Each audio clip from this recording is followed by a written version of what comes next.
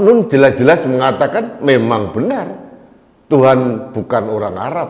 Yang jelas Tuhan memang bukan orang, memang bukan juga orang Arab. Pertanyaan saya, kelompok-kelompok grup yang melaporkan Jenderal Dudung kok mingkem ya?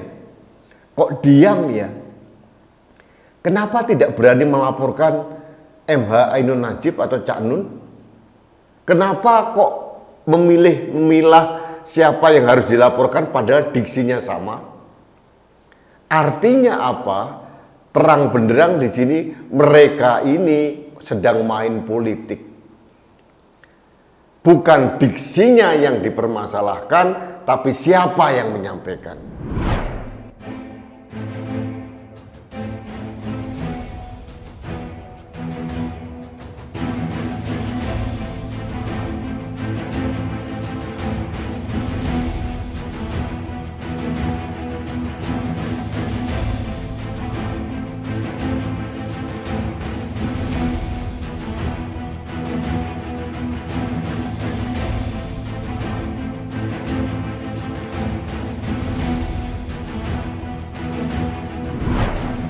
Halo sahabat Indonesia, kita bertemu lagi dalam Opini Rudi.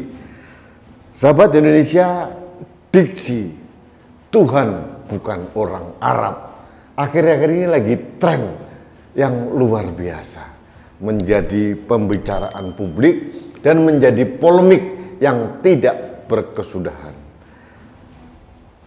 Tapi ternyata diksi Tuhan memang bukan orang Arab ini bukan sekedar secara semantik diksinya, tapi tergantung siapa yang mengucapkannya. Pada saat diucapkan oleh seorang Jenderal TNI Dudung Abdul Rahman yang sekarang menjadi Kepala Staf TNI Angkatan Darat, heboh dunia perkadrunan.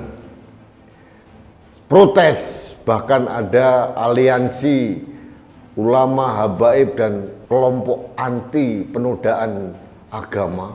Ini kelompok baru yang dipaksakan dibentuk, melaporkan Jenderal Dudung ke Puspom TNI Angkatan Darat. Heboh luar biasa. Padahal Majelis Ulama Indonesia dan tokoh-tokoh ulama besar dan termasuk organisasi keagamaan besar seperti PBNU dan PP Muhammadiyah tidak bermasalah dengan ucapan yang dibangun oleh Jenderal Dudung. Tapi kelompok-kelompok tertentu yang sudah tahu kita afiliasinya adalah kelompok dari grup pecinta baliho, ini kebakaran jenggot. Bahkan Panglima TNI yang seharusnya tidak perlu berkomentar pun ikut meramaikan komentar-komentar atau polemik-polemik terkait dengan narasi yang dibangun oleh Jenderal Dudung. Nah, sekarang rame lagi. Diksinya lebih jelas, lebih tegas. Tuhan memang bukan orang Arab. Disampaikan oleh budayawan sekaligus tokoh agama MH Ainun Nadjib atau Cak Nun. Cak Nun jelas-jelas mengatakan memang benar Tuhan bukan orang Arab. Yang jelas Tuhan memang bukan orang, memang bukan juga orang Arab.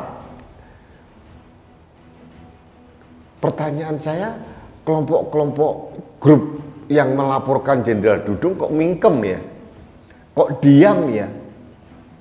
Kenapa tidak berani melaporkan MH Ainun Nadjib atau Cak Nun?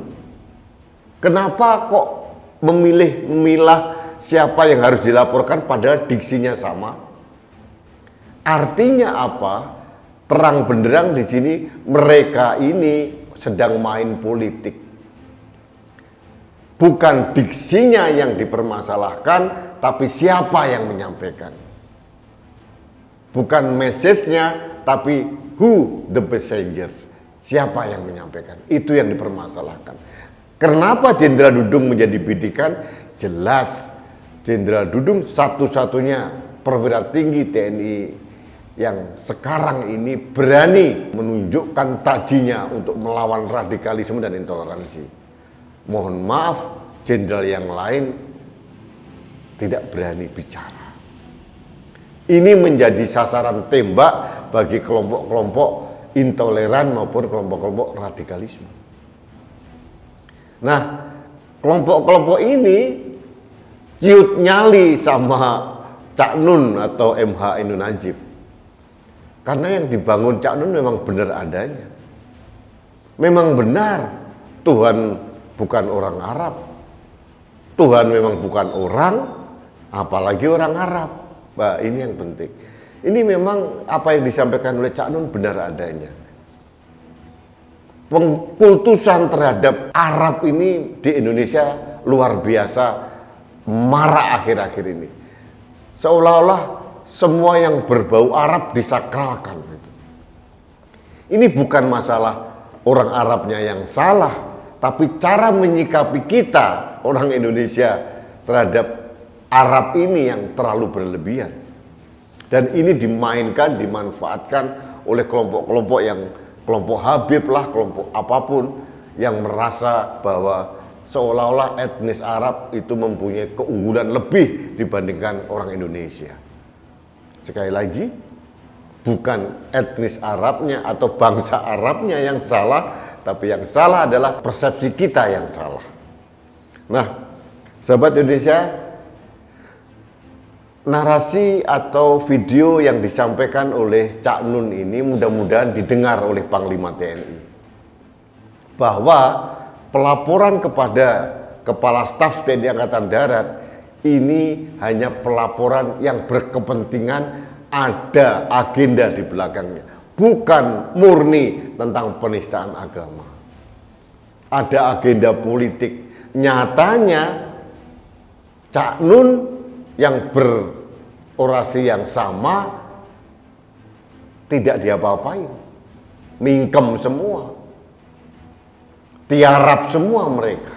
Mudah-mudahan ini menjadi pertimbangan bagi Puspom TNI AD, Puspomat untuk menelaah laporan yang disampaikan oleh kelompok habaib ulama dan anti penodaan agama ini, karena benar-benar dipaksakan.